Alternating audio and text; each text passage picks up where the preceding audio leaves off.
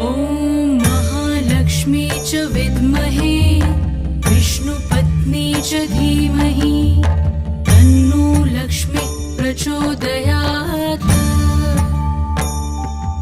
ॐ महालक्ष्मी च विद्महे विष्णुपत्नी च धीमहि तन्नो लक्ष्मी प्रचोदयात्। ॐ महालक्ष्मी च विद्महे विष्णुपत्नी च धीमहि तन्नो लक्ष्मी प्रचोदयात्।